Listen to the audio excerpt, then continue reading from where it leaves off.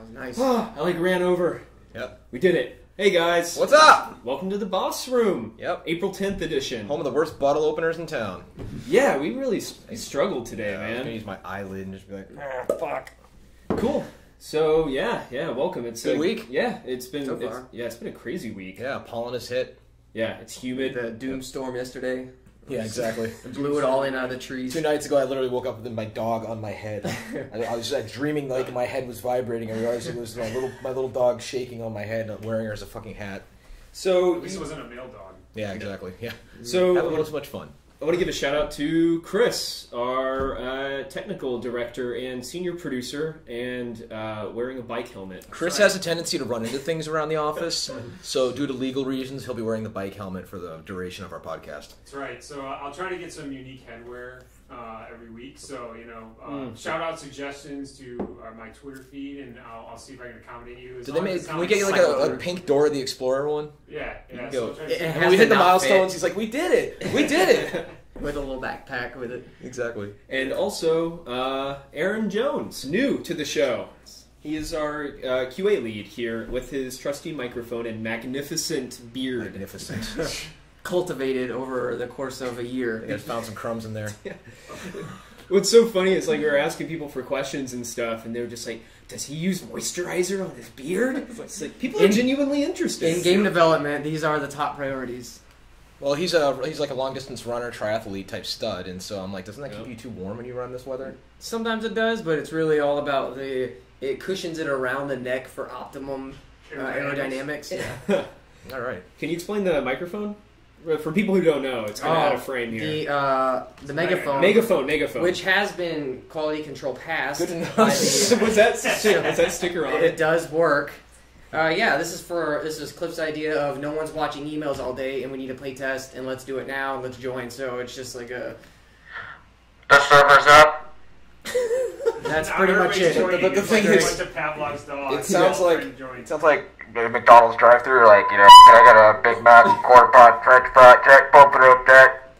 And all we hear is we're like, oh, server's up. Yeah. So server's up. All right, jump in. You don't really have to know what I'm saying, just that usually signifies that it's up. But what do we do when it's dead? Oh, when it's dead, it's the pull over that ass, you're too fat. Wow. It's usually so loud. I feel like it's really loud and deafening. The people downstairs got to be pretty upset. Yeah, we don't have the entire building. The people below us are a web tech company. We don't know them very well. We try and stay friendly, but they probably hate us because of the loud, excessive cursing, the megaphones, and the noise. Yeah, the playtest can get kind of rowdy. Yeah, sorry guys below us. Yeah, they're just like, yeah, they got a broom. Like, fuck off. Like a wedding downstairs, and they're like, ah! Everyone yelling. At well, that's the thing about our space is below us. There's kind of space you can rent out for weddings and everything. Yeah. And basically, like every Friday I leave work, there's like a bride in the elevator. And I'm like, don't do it. Just don't do it. He cheated on you at his bachelor party. I saw him at the bar. oh. No, I don't really do that. No. Yeah, we know. I love weddings. So we got a cool show today. It's great that you're on. We want to give you a chance to talk to some people, answer some questions. Your QA questions, everyone's dying for those, right? Well, QA is like UI. It's the thing, and even to some extent audio, it's the thing that people are like, they don't think a lot about it, but it's actually one of the damn most important things. Yeah, right? No one thinks about it unless there's something wrong. And they're like, this is broke. Who tested this game? Yeah, all those games that are shipping broken don't have great QA.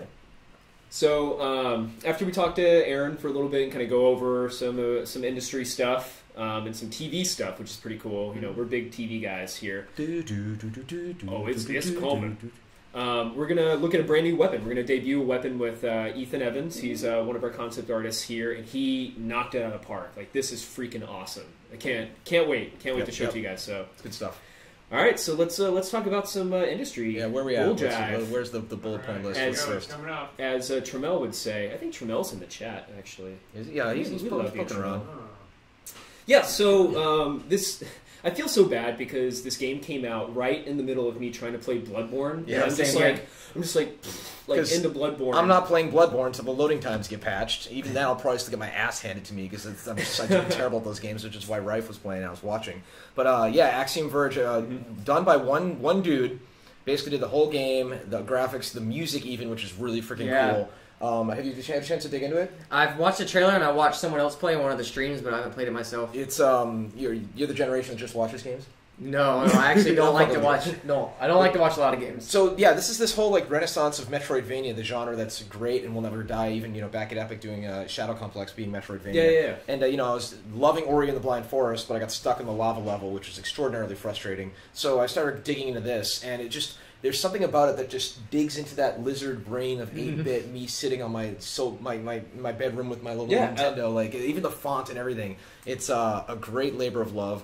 The pacing is great. Graphically, it gets the job done for what it's going for. The controls are tight. It doesn't lead you everywhere. You have to kind of figure shit out as far as what's going on. And then this whole there's like this glitch element where you have this weapon that kind of can glitch out the world, and if you use it on different enemies, they react in different ways and kind of transmorgifies them and everything. It's really freaking cool, actually. Yeah, I'm a huge fan of side scrollers. I mean, I grew up playing them, one of my favorites, and this game is like a love letter to that genre. Absolutely. I mean, everything about it. I mean, even the visuals. I mean, if you just kind of glance at it, you're just like, oh, that's Metroid. Yep. Oh wait, no, it's not Metroid. Okay, cool. What is this thing? Oh, there's like a noodle weapon that gets in there later. I just saw from the trailer. My favorite weapon. It's got this like short range like electric burst. It's like pow pow pow. It's extremely useful. Bosses are pretty cool. They do the whole thing kind of Metal Gear 1 style, where like it zooms out and you're tiny and you have the huge boss you have to deal with, and they all look really really good. My one thing that bothers me, because I'm an asshole and I always have to throw in something I don't like, is the story makes absolutely no sense to me. I have absolutely no idea what is going on. If you could ask me, I'd be like, I'm a dude, there was a lab and an explosion. I may be in the computer or an alternate dimension. I'm not sure. I hope it all kind of comes together a little bit better. But again, in spite of that, I'm still thoroughly enjoying it. Yeah, I mean, but one dude, right? Yeah, one guy. Dude. I mean, one talented son of a bitch. insane. Yeah, and I think that I've been following it for the duration of its development, off and on. So I feel bad not being able to dive in as heavily as I wanted to. I played, the first 3 hours or so of it. But it's incredible, and I think if you have the money to spend and you like this genre, you should check it out, because you're really supporting somebody who put blood, sweat, and tears into this. Yeah, and it's one of those games where you're like, you take your drill or you take your little glitch gun and you're doing every fucking wall. You're like, I wonder. And then you get that drill. Yep. I'm seriously running around checking everything for secrets. And the designer is pretty sparing with it. It doesn't happen very often. So when you think like the designer got lazy maybe halfway through the game and forgot about it. No, I try one wall and then boom, I'm rewarded. I'm like, God damn it. It has the whole increase your overall health thing, where like if you get 5 of these little orbs, you get better max health. It's their way of spooling out like Zelda heart shards, right? But the weapons are all cool, and it's just weird, man. It's unique and it's fresh, even though the genre is as old as the hills. Like looking at this compared to like other games that have been remade to look like old games. I feel like this one looks a lot more like one of those old 8-bit games compared to like the new ones that like we want to be the old 8-bit style looking game, but this one's just a little too shiny. But this one looks really it's a really good point, old. Dude. Right? Like the graphics are just like they feel just late 80s, like second generation NES, right?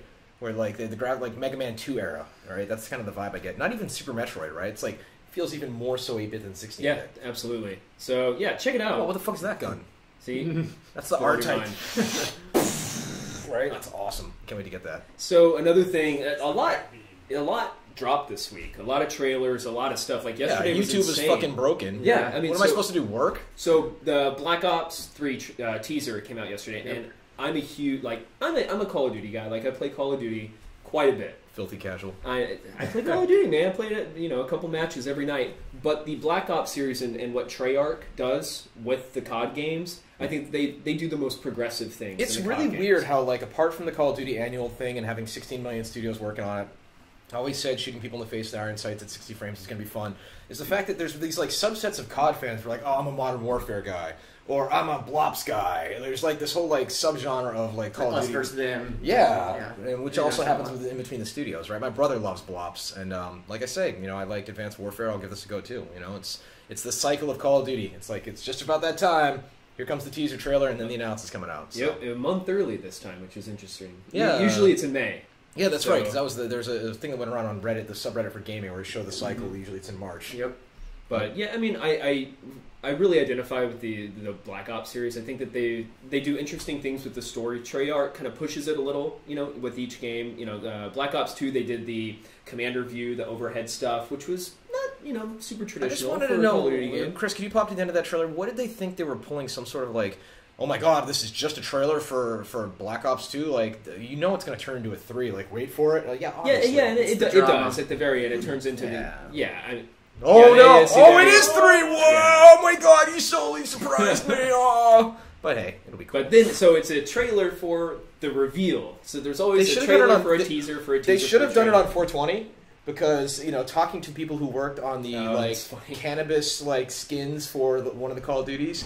That was huge, where you could get your 420 YOLO swag, YOLO swag. So they should have done it on 420 and just knocked it out. That would have been hilarious. Look at all the text on there. Is it hidden stuff? Stuff Here's coordinates and. So here's the thing, which I think is ARG type thing, right? Well, what's weird is that I don't know if this was a collaboration with T. Martin. He's a YouTuber who does analysis on all the COD games and balance changes, all that stuff. So when this came out, almost an hour afterward, he had a complete analysis of the trailer. Right, it was all fired up and ready to go. Everything. Jeez, what a coincidence! Yeah, and I think that stole a lot of the thrill of it, of people discovering it online. I think that's really that's kind of a collaboration of a community. Yeah, it's Call of Duty. It's not like they wouldn't have. It's if this was a new IP, I could see doing that, right?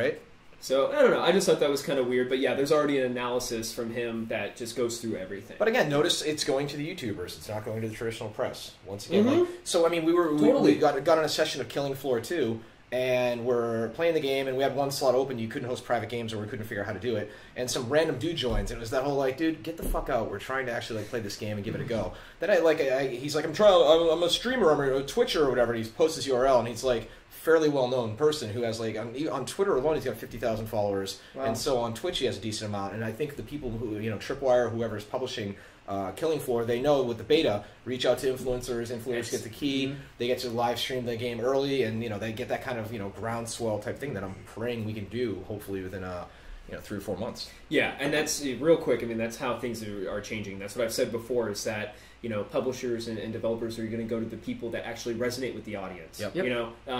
I trust those opinions more from people that I pay attention to. Dude, 5 years ago, I would have been doing an analysis of that trailer, for a couple of days and then upload it, to the press site that I mean, even on Twitter, it's amazing. I started following people like Boogie, who does the character Francis, right? Yeah. Nade Shot, who's the #1 COD player, who semi-retired now. He's evolving into PC games and everything. I'm just DMing. I'm like, guys, we might have something soon. Let's talk about you actually, checking it out and everything, and just establish that relationship. Yeah, totally. That's really what it is. So yeah, all right. Let's check out Game of Thrones, because we're big TV guys in the studio. I can't wait. The Dinkles!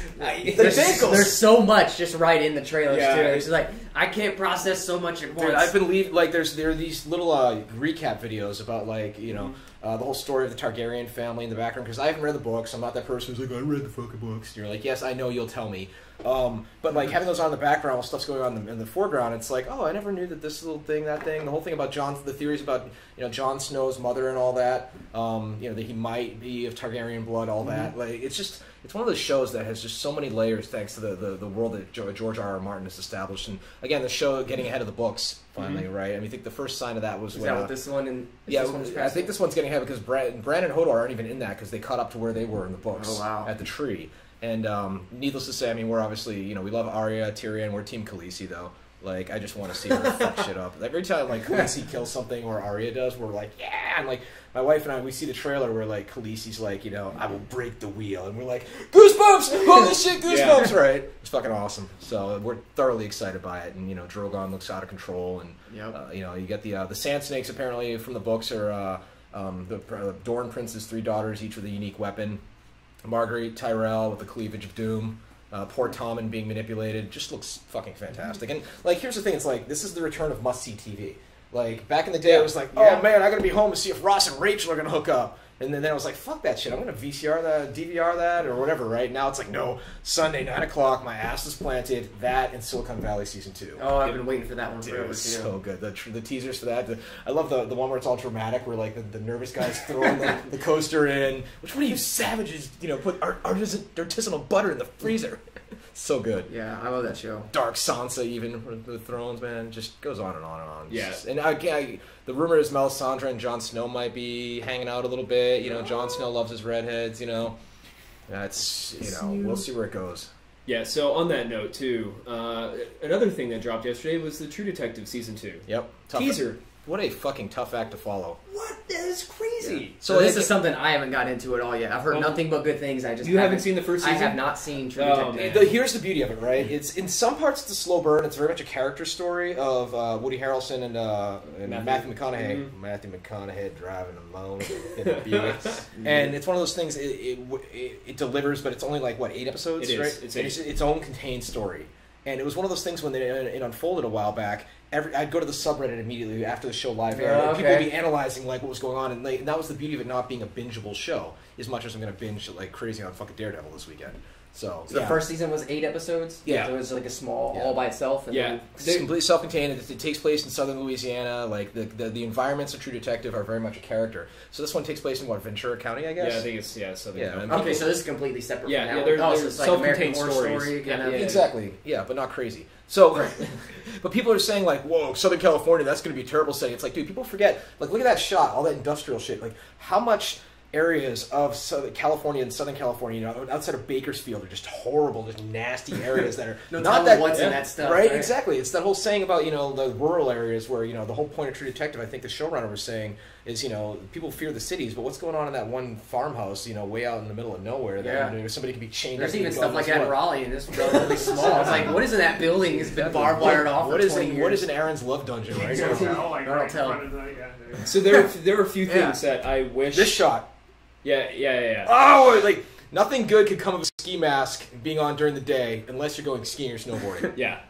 There are a few shows that I wish I could forget that I've ever seen, just so I could rewatch it again. Yep. And the first season of True Detective is one of those. So. That was the beauty of when I had some friends over, like, let's watch a movie, and my friends are going through the list like, oh, what's Cabin in the Woods? And we're like, oh, yeah. And just to watch somebody else's reaction as they go through it, right? That's, same thing with Thrones, man. Like, going back and rewatching the original Game of Thrones episodes, even in the pilot, Arya has a little helmet on, and you can tell she's going to grow up right there. Theon Greyjoy is a perverted asshole, right? Like, all of it was just right in front of you the whole time. It's fucking awesome. Yeah, so much good TV. Cool. And HBO Go. I think that is, now that's available, well, it's only on, HBO Apple device. Only on Apple device for 3-month exclusive is the rumor. Oh, yeah, I don't know. For Apple device is the exclusive for... I think so, yeah, that's what they've been saying. But I mean, it's one of those things, it's like the #1 torrented show ever. It's like, because Warner Brothers technically owns HBO and all that. It's like, guys, why isn't it on this a la carte? There's some weird cable company bullshit that was going on. Well, the landscape is changing, the way that things work, and I think that's probably the biggest takeaway from all this. The landscaping is changing everywhere. I'd be interested to see like the amount of subscriptions that go up for that, and if that has any kind of effect of cable cancellations. There's a lot of people that I've talked to that has cable just so they can have HBO. I still have cable only because I don't want to do the phone call of trying to fucking cancel it, and because I know it's going to be like a half a day long. I have to like carve out a block of a day that I take off deliberately to cancel. It's on the calendar. It's like this is the day. My friends, seriously, my friends have said the best way to do it is to literally go to the Time Warner place with the box and be like, "Here's my information. Fuck off." And then there's nothing they can do. Instead of just like, press #1. Bill Burr does this whole bit where he's talking about like dealing with like an airline and everything. And he's like, they'll be like, well, sir, did you think to reboot or rebook your flight? And he's like, I was on the fucking plane. And they're just trying to get you to say a swear so they can say, I don't have to deal with this, sir, and hang up. And then you gotta fucking start all over again. It's customer service everywhere. It's terrible. I don't know how I got there. Subscription. Yeah, Colin Farrell just looks like he smells like Gouda cheese and broken dreams in this. Yeah, and mustache. The mustache. Somehow made Rachel McAdams look like tired and bad, even though she's gorgeous. Vince Vaughn has Vince Vaughn face. That's the same one. Vince Vaughn. You can tell Vince Vaughn's done his share of drinking in the day. And it just looks great. It said, Southern California, like orangey night, that actually is going to go away now that they're putting all the LEDs in, right? So it just looks cool. Great, man. Yeah, check it out. So let's get to your questions. So we asked, on all of our Twitter and subreddit and stuff. I can't read it. It's kind of small, so I'll actually read it for you guys. So the first question comes from Brutality on Twitter. And What's up, Brutality? She's been a longtime fan of Epic and us for a while. She asks, what has been the most frustrating aspect of developing Project Blue Streak? And I think probably a lot of people are curious. I'd honestly have to say working with Chris Milkey. He's very difficult. He drives the team like really hard. No, I'm just kidding. For me, it's been figuring out how to do the kind of transparent development thing and working with the publisher on that. The other thing has been finding a spin on the shooter genre that feels new and fresh without being too weird or too strange so that people don't want to play it. You don't want to be the indie darling that 5 people play and they're all hipster like, oh, I play that game, and like nobody else plays it, right? Like, but you know, we don't want to be Call of Duty at the same time. No offense to Call of Duty, as successful as it is. So we want to be somewhere halfway between the two, which is why, you know, we have certain ways to play the game's classes and positions. With one of them, it's like, no, this is just the gateway class for the kind of person who likes a Call of Duty or a Halo or Battlefield. Basic kind of like, it's a sci-fi guy with some aim down sights and you know, secondary weapons, kind of like a deagle, and then we have some other things that go crazy. So even on the character select screen, we're going to say with the character position, like if this is an easy, medium, or hard. So I think finding that balance is one of the challenges.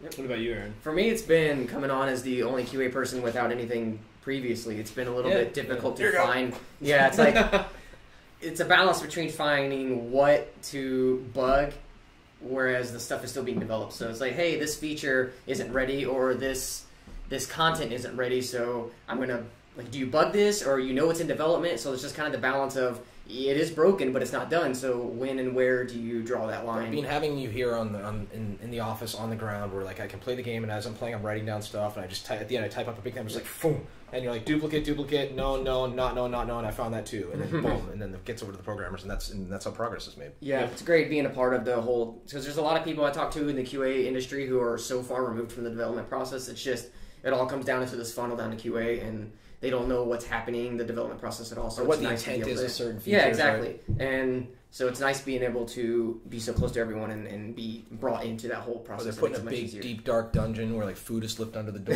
You hurry up and shut it, and you grab your fingers in there. They're on their computers on like straw on like a little stool and shit. So I think this one's pretty easy. Lee Robbers, VA, on Twitter asks... Oh, he tweets us, what's up, Lee? Yeah. He asks, will the game be team-based combat or free-for-all? Yeah, it'll be team-based. We had free-for-all in there, and free-for-all wasn't even working. We had to go team-based as far as a team deathmatch. Our main game mode that is really kind of gestating right now, that Scott Jordan's helped out a lot since he came on board from Valve, is really turning out to be pretty cool. I'm not going to reveal what that is yet. It is very much team-based and objective-based, with kind of, you know, building to a crescendo where people are actually like shaking after the play session because it's very intense. The main thing is that when you have, the more of a class-based game you are, the less a straight-up team deathmatch really seems to work, because team deathmatch is about just killing. Well, you may have a support class that's about healing or about gizmos or about different mobility types that isn't necessarily the best at killing, because certain people just want to play a game but they don't necessarily aren't the best shooters, right? So we will have I'm looking to basically have 2 main modes initially for the first version. One that's just, you know, let me get around and shoot some shit, right? It'll be a very simple team deathmatch with minor objective type thing, and then there'll be the deeper mode with more progression and more of like actual back and forth where it takes a little while, maybe watching a YouTube video to learn. Yeah, that's one of my problems in shooters is I love playing like a medic class and a support class of some kind, and whenever you start doing those single solo games, free-for-all lone wolf stuff, like I have a really hard time trying to do that same kind of thing. Yeah, but it's good to have options, right? Yeah, like absolutely. If people want to be able to play those, they, you know, the option is available. It may not be like the leading mode for the game, but the option's there. Yeah, that's how you want to play. But I mean, you can have a mode that is incredibly deep. Like the first, I never really got into Defense of the Ancients, the original mod for Warcraft and Dota and all that. You know, I was late to the MOBA party. But I've always said, you know, you look at the stuff that's in a MOBA, and then if you try to pitch that to, like, you know, your average person who doesn't play games, they're like, what the fuck are you talking about? 3 lanes and pushing and towers and minions and heroes and shops and the Nexus and all this stuff, this crazy shit. But, like, you know, people will latch onto it, and they'll put out YouTube videos, and they'll have subreddit for it, and they'll just explain it to each other, and then it'll become its own language. And then you'll create that, like, we're part of the cool club, and they're not, right? That just went on entirely too long. No, that's all good. So, from our subreddit... somebody by the name of Super Butthurt, which it's my favorite superhero. Yes, I think if you look at the Marvel timeline, he's getting his own movie right after Ant-Man. Yeah, that's a really messed up timeline. Yep. He or she asks, perhaps this has been addressed, but will the game have dedicated servers or be peer-to-peer matchmaking? Thanks, guys. I really enjoyed Pops Rooms. You want to talk about that? I don't know what we are talking about in terms of it, but so far it's been dedicated, and we've had everyone join in. I set up the server. I think we've talked about that before, and it seems to be pretty stable for the most part. I don't know what the plan will be for peer-to-peer, but I know the The servers itself have been working out pretty well. Yeah, I mean, we're at a point where, you know, you can servers are easier to and cheaper to get now more than ever, as well as being scalable. So being a skill-based competitive multiplayer game, it's in our best interest to make sure latency is nil as much as possible, frame rate stays high, very little to no mouse lag, as well as no kind of funny stuff online to help mitigate cheating and whatnot. So, you know, we're still looking into solutions, but, you know, right now we're server-based. Yeah, having to depend on someone else's connection for a multiplayer match and your experience can... Yeah, really some dude's hosted out of totally. some fucking coffee straw in the Midwest, and you're like, "What? This game sucks!" And you're allowing other people to make people think your game experience is terrible, which is not a good thing. So from the chat, Sir Kane says, "Who needs QA when you can let players test the product?" And I mean, I don't know. I mean, what are your thoughts on that? Yeah, I mean, but I think at this early... Get out of here! Yeah, what the heck, Aaron? Well, but I think at this early in the process... Like, you need to have somebody who understands. There needs to be a minimum quality bar of a game for it to hit that is vetted by developers before it's passed on to users. If it comes out too soon, like, you can't, you know, you haven't formed the fucking snowball to get it rolling down the hill yet, so people can be like, what is this shit? I don't even know what to do with this. And no one's going to care. You need a kernel of fun before it can kind of, you know, explode. Yeah, you get a little experience first to kind of know what things that are kind of outside the box to look for, and then you have, going back to what I was saying earlier, where you have this line between a feature isn't done and we know it's not done, and people saying, hey, this feature is broken when it's still in development. So you want to make sure that kind of stuff is worked out for the most part before you start just throwing it to everyone, to spam everyone, hey, this is broken, and it's a known issue. And they're on to the next game. Yeah. So, Cry Adam in the chat says, are you planning on doing long rounds? One thing that I'm growing tired of is 5 to 10 minute game modes and then spending 20 minutes back in the lobby. I'm talking 30 to 60 minute rounds. We might have like a double XL mode eventually, but right now our sweet spot is 15 minutes. The goal is to, you know, have like a 15-minute jump in, play, and then get you in as quickly as possible back into the match. One of the things that can mitigate that kind of pain that you're feeling, who is it? What was the name?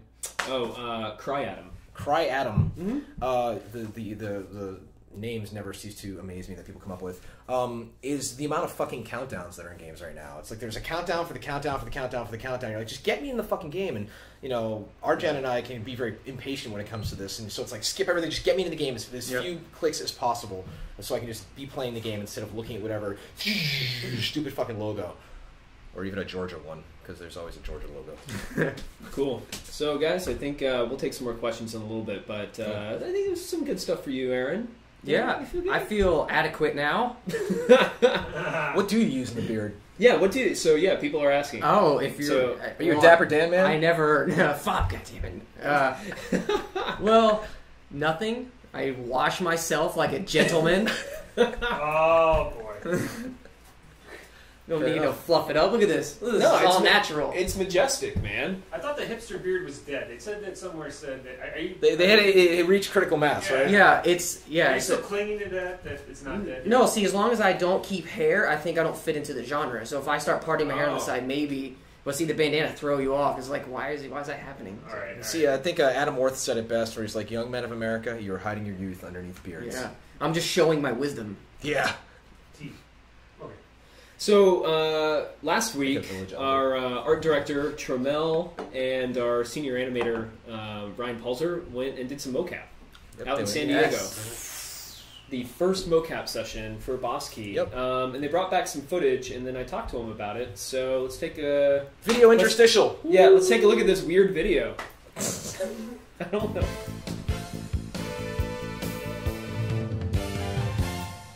Oh, we went out to San Diego, did some mocap shooting at VASG. And Wait, hold everything on. great. VASG, what does that stand for? The Visual Arts Service Group over at SCEA.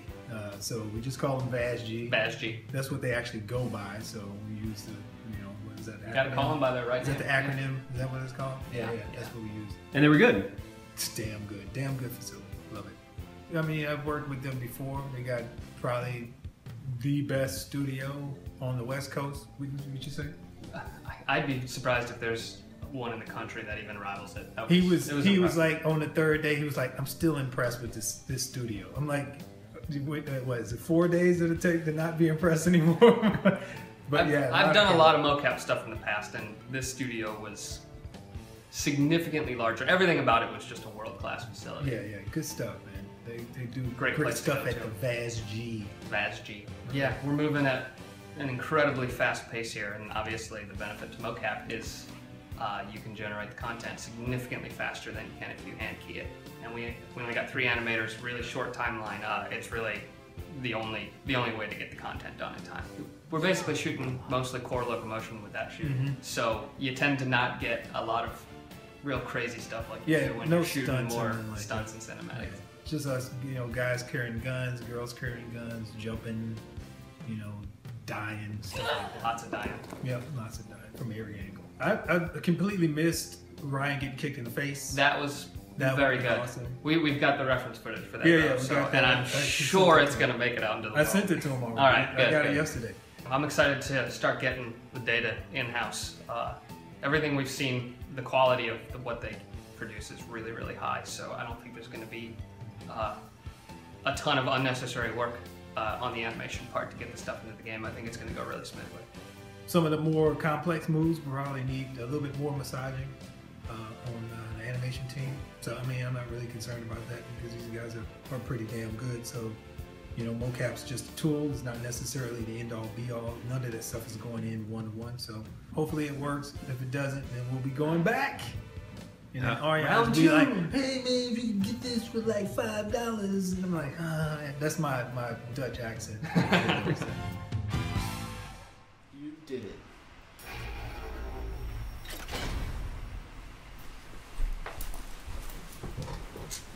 So, I don't think anyone could ever say that people did not get hurt working here. Bazja. Yeah, VAS-G. VAS-G. Yo, man, I'm itching down there. I need to go to Rite Aid and get some VAS-G. My Vaz de friends. Seeing Ryan get kicked like that, I'm just like, dude. Suffers for his art. I know, right? Suffer. Just boom. Such sweet, sweet suffering. That guy, like, looking at all the footage, and I was going through all the pictures and everything, and like, that mocap actor was like huge. Well, apparently they broke. They wore them down to the point where like the actors were broken there. Towards the end of the day, they were like, Yeah, all right, it's pretty bad. and all sore and shit. And also, can I say that Trammell did the absolute worst impression of somebody I've ever heard in my entire life. that was phoned in. Who's that an impression of? It was Ariane. Oh, yeah. It just sounded like he was muttering. That's my Trammell doing an impression of an impression. So cool. Yeah, it was really interesting, and I'm glad that those guys went there and they got some good stuff. So Yeah, I mean, it's one of those things, you can get motion capture or like photo source for your game or anything like that, and it'll help, but it's not like a slam dunk. There's still lots of editing, massaging, Right, and a lot right. of animators breathing their own life into the captured animation, apart from what was originally captured. So, and especially with a game like this, when I was talking to Ryan at lunch before we flew out there, there's like any direction from this, and I'm like, think about this, the difference between theater acting versus acting on TV, where theater acting generally tends to be a little bit more grandiose, the makeup's a little heavier. Yeah. It's like, we're a game where the combat distances are a little bit further apart, so the motions might need to be a little bit more exaggerated. Not silly looking, but a little bit more extravagant so they read at a distance, right? Because your average person still is a good 15, 20 feet minimum away from you. that's a really good Yeah. point. Yeah. It's not like, right in your face. So as you can see, Aaron Jones has transformed into our concept artist, Ethan Evans over here. Hey, everyone. Say Hi, hi. it's Storm. Say hi, Mom. Hi, Mom. Hi, Mom. I'm used to seeing him wearing his headphones up here, and every time I come in the room, it looks like a bunny or like a little like Mickey Mouse ears. So They gave me, I don't know. yeah, it's been a while since we've had you on the show, but I thought this is a really cool opportunity because we can look at something that we debuted on, I think, like the first episode or something like that, and we can look at where it's gone now. Yeah. Since, which is really freaking cool. Yeah. So, Chris, let's take a look at that old piece of art. This is the task guy that we revealed a while ago. And you can see the shoulder launcher, because, Cliff, correct me if I'm wrong, but that was being implemented in real time. And Yeah, I mean, one of the things we're building the road as we're driving on it, right? Yeah. And this is one of those things that design-wise, we're iterating on different abilities, different positions and classes and things like that. And we find that something comes online that sounds cool, but it wasn't in the original concept. And, for this guy, we wanted him to be kind of like the gunner with kind of, explosives and things like that. Where, the idea of, not giving him necessarily another weapon, but the kind of the shoulder-mounted rocket launcher, kind of the squarish type one that actually would come up in first person on the left side of your screen. And maybe we can give it a little bit of animator personality, like Luxo Jr., like right, and then change the silhouette so you see that thing when it comes out. Because it's one thing I learned from Dave Perry back in the day is silhouette with characters is everything. Yeah. And especially at a game like this, like I said, when you're at that distance. And and so then Jayhawk was doing some of the original work on this, and we swooped in. We're like, Jayhawk, put a shoulder-mounted rocket launcher. I know. Shit. Okay. And he's just like bust it out. Yeah. But what's really cool is Ethan, your background is in industrial design, right? Yeah. So what does that mean? Wait, before we hired you were like designing like shoes or like what was it? Some really mundane thing. Apple Watch, random stuff like phones, furniture, just anything that's consumed, manufactured, that sort of thing. So when you look at the next 3 images, I think you see that. Like you see that immediately. That industrial design background, and I think it looks awesome. They're now thinking the shoulder-mounted rocket launcher is going to look like an Eames chair or something. Yeah, it's going to look like IKEA. Like, so you can shoot from it, but you can fit in it. Some bent wood. Boom! Yeah, so the concept. Yeah, I mean, that is awesome because it's functional. Like, I can look at that and say, okay, well, yeah, I could see how that folds down and it tucks in and it, moves around mechanically. Yeah, I've always kind of liked the stuff that kind of struck a chord between it looks like it actually works. So sometimes I get caught too much in the details about how this thing's going to work from my ID background, but I like to know that stuff kind of will work on screen. So originally, when this concept was given it to me, they knew they wanted to show up in first person. Mm-hmm. So like Jay's concept was just kind of like it was tucked. It was tucked back. Yeah. Yeah, so that's kind of a challenge of trying to make it compact on its back, but then extend out into first person. So, and we'll see that in a minute. So, it's the manufacturer for this is what, Anvil, the Chinese company. Mm-hmm. Yeah. So you have a little bit of the kind of Chinese lettering on it. And the one thing that the art department has been very good at is kind of sticking with what manufacturers. So when you play this game, you'll be able to tell, okay, that's Gleek, that's Anvil, that's Belize, and you can kind of know which kind of brand is behind each weapon. They've been really consistent. One of the things I love about this is I always love secondary kind of flappy bits, and I'm hoping like when this comes out that like the little flappy bits kind of stay over it, and then when they fire, they and then that way it would be really, really cool. Yeah. And that kind of changed. Like originally I thought they would flap up, but then I remember Ariane suggested like they could just blast off, which I think is even cooler. So it's constantly changing. Yeah. But I mean, it's just night and day. And I know Jay, when he did that, it was originally it's like, okay, well, we need to apply this guy visually to this new weapon he has. But this is more realized. This is something that has function and also in first person. So let's check out the next image here. So this is kind of like a in development sketch. Sorry. Like it's not a fucking wedding cake. So it's like, okay, I'm gonna put a description. It's like, you know what? This looks freaking awesome. I love it. Yeah. So this was a kind of a in development sketch. Originally, the silver body was just kind of boxy, and Trammell had given me some references that were kind of motorcycles and cars, and it's supposed to be very mechanical, but then have like a shell that's kind of automotive looking. So that's kind of what the sketch was. Everything else was designed, but I wanted to figure out like what this body is going to look like. Yeah, make it fit with Jay's original gun that he had designed. Yeah. So let's take a look at the next one, which is I think the key. So this is pretty much a concept in first person, right? What you would see over your shoulder that comes into your perspective. Yeah. So this is it. The concept you can see on the right. It pivots from a large joint right behind the left shoulder and then retracts out. First person, it's I kind of get in the habit sometimes of zooming out and designing it, but then when you realize like that first person is really what matters. Like sometimes I'll design an object, then I'll put it in first person. It's just like, oh, this is flat and boring. I bang that fucking drum all the time. Chris, your helmet's off. Did it fall off? Chris's helmet just fell off. Illegal, dude. You gotta keep that on. Yeah, and that's the thing is like I've realized so Arjan actually doing some code this week checked in like the whole kill feed thing where you see who killed who with what, and I realized the side view is actually really important for that because it's the iconic kind of side view, and maybe you'll see your buddies using it. But again, that down the barrel is everything, and this will probably be positioned slightly kind of up. Normally, guns in first person are kind of low slung, kind of like that whole like down the barrel looking thing. But this one's probably going to kind of come out this way, and then you'll fire your rockets. The way that it's used right now is you press and hold Q, and you get a little targeting reticle in the world where you can target like the environment, or you can target a dude, and then or a girl, because we do have several female characters, by the way. And you can target, and it'll latch onto that person, and it takes just like a second, and then unleashes, you know, a whole flurry of like kind of drunken missiles that lock on. It's really fun. Well, go ahead. Well, what I think is cool is that, you know, if you still have your weapon that you're holding, that kind of occupies the lower right quadrant of the screen. Yeah. You have this, boom, top left or punch. mid While left. this is doing it, you're unloading with your main aerator, and then bam. I feel like I'm dancing over here when I'm doing this, but that's what it would look like. It would be sweet. Whoa, Chris! Whoa. Why are you jumping ahead? We're done. Sorry. We're not done yet. Jesus, don't wrap. Are we that bad?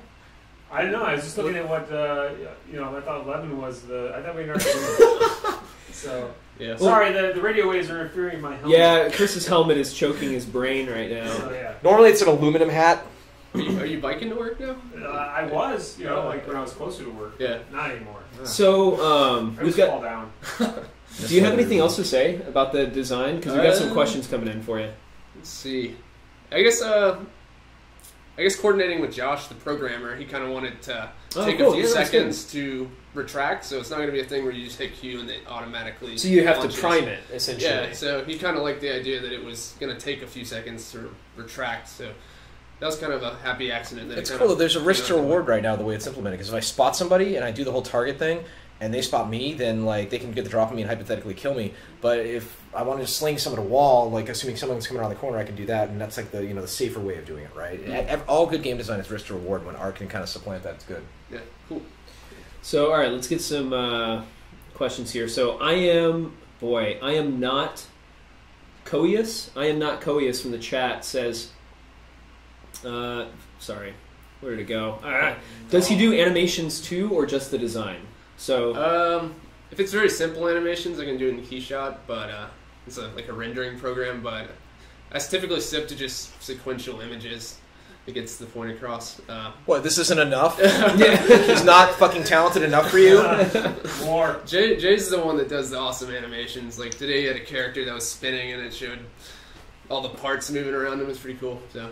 Hopefully I'll be able to do that kind of stuff eventually. So adding on that, the same person also says, and how do you start sketching? Is it on paper or computer?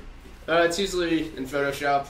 Cool. So we got the tablets in there, and I try to stay rough at the beginning and kind of zoomed out approach, and then start to hone in on the details. Gray Pixel says this guy's the third Affleck over here. Third Affleck. Yeah, it's I can see that, man. I can see that. Yep. Look at this guy. Like, where's like Ben Affleck? Not I thought you said Affleck. You saying you look like a duck? Yeah. Where are you within the hierarchy of Ben and Casey? That's what I want to know. Yeah. Cool. We do have a rather good-looking development team. So Mason B asks, what do the original sketches look like before you start the modeling process? Oh yeah, I guess we had an image at the beginning, but we couldn't technically show the character because it's a refinement of Jay's character. Mm-hmm. So originally I was just painting over that existing character. Oh, interesting. And then we couldn't really show the process image. But once I'm at that point and kind of get the approval from Tramel to push it into 3D, I'll just kind of block it in, like very rough, just to make sure it doesn't pinch with other parts of the model. And then from there, I'll kind of refine it and then take it into a renderer and paint over it. So, cool. Yeah. Grexogs from the chat asks, where do you find inspiration for this? Well, a lot of the inspiration was like provided for me, so a lot of it is automotive, and I think I was looking at like the Nissan GTR. Oh, that's cool. Yeah, so that kind of influenced the body of it a little bit. That's kind of been like the trend in this project. Is like, what vehicle or creature would this thing be? Yeah, right? yeah. And it seems to be working. So it's funny. This is pulled outside of the realm here of art, but Sir Stick says, I keep seeing kick mechanics. I mean, obviously, I think people are seeing it from the mocap stuff and all that. Can we kick guns out of players' hands? I'm going to make an executive decision right now and say no, because that would be annoying as fuck. It would be.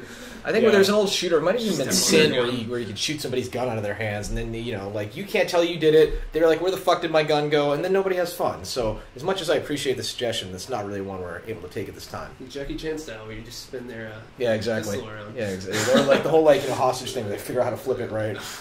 Which would never work. Well, I mean that's pretty much it, guys. It's already 5:45. Jesus Christ. Yeah, it's crazy. Where does the time go? Ethan, anything you want to say? So you want me to close it? Can I go to the Thanks, next fans. Yeah. You guys are awesome. Stop eating fast food. Questions. Terrible for fast you. Food, it's bad. So yeah, thanks for watching, everybody. A few things real quick. We're still taking internships. Yep. We promise not to haze you. No. They're very cool. All of the descriptions for all the internships are on our website, bosskey.com. So go take a look. The deadline for submission is April 24th. Also, go to bosskey.com and put in your email address and sign up for updates. And that is probably going to be the way that we start sending out all those stuff.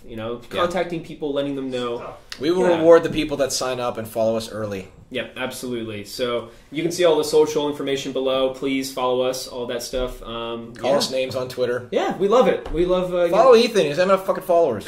No, he's going. Is he building up? Yeah. All right. In there. There you go. Yeah. I'm building my way up. Yeah. All right. Cool, guys. Well, thanks so much for joining us. Have a great weekend.